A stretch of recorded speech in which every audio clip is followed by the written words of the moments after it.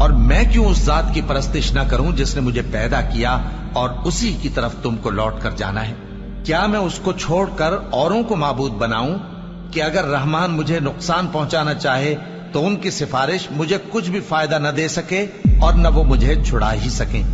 تب تو میں کھلی گمراہی میں پڑ گیا۔ میں تو تمہارے پروردگار پر ایمان لایا ہوں، سو میری بات سن رکھو۔ حکم ہوا کہ بہشت میں داخل ہو جا۔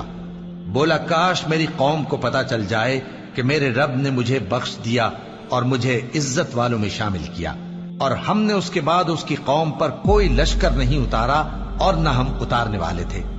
وہ تو صرف ایک چنگھاڑ تھی، سو وہ اس سے ناگہاں بجھ کر رہ گئے۔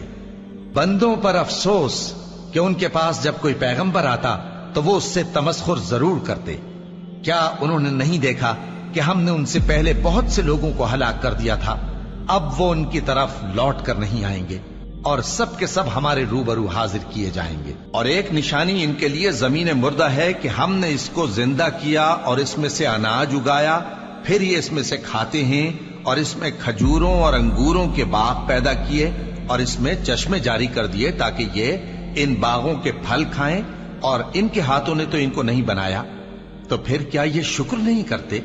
وہ ذات پاک ہے جس نے زمین کی نباتات کے اور خود ان کے اور جن چیزوں کی ان کو خبر نہیں سب کے جوڑے بنائے۔ اور ایک نشانی ان کے لیے رات ہے کہ اس پر سے ہم دن کو کھینچ لیتے ہیں تو اسی وقت ان پر اندھیرا چھا جاتا ہے، اور سورج اپنے مقرر رستے پر چلتا رہتا ہے۔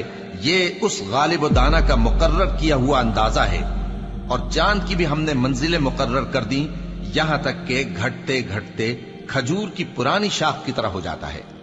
نہ تو سورج ہی سے یہ ہو سکتا ہے کہ چاند کو جا پکڑے، اور نہ رات ہی دن سے پہلے آ سکتی ہے، اور سب اپنے اپنے مدار میں تیر رہے ہیں۔ اور ایک نشانی ان کے لیے یہ ہے کہ ہم نے ان کی اولاد کو بھری ہوئی کشتی میں سوار کیا، اور ان کے لیے ویسی ہی اور چیزیں پیدا کی جن پر یہ سوار ہوتے ہیں، اور اگر ہم چاہیں تو ان کو غرق کر دیں، پھر نہ تو ان کا کوئی فریاد رس ہو اور نہ ان کو رہائی ملے، مگر یہ ہماری رحمت اور ایک مدت تک کے فائدے ہیں۔ اور جب ان سے کہا جاتا ہے کہ جو تمہارے آگے اور جو تمہارے پیچھے ہے اس سے ڈرو تاکہ تم پر رحم کیا جائے، اور ان کے پاس ان کے پروردگار کی طرف سے کوئی نشانی نہیں آتی مگر اس سے منہ پھیر لیتے ہیں۔ اور جب ان سے کہا جاتا ہے کہ جو رزق اللہ نے تم کو دیا ہے اس میں سے خرچ کرو، تو کافر مومنوں کے متعلق کہتے ہیں کہ بھلا ہم ان لوگوں کو کھانا کھلائیں جن کو اگر اللہ چاہتا تو خود کھلا دیتا، تم تو کھلی گمراہی میں ہو۔ اور کہتے ہیں اگر تم سچ کہتے ہو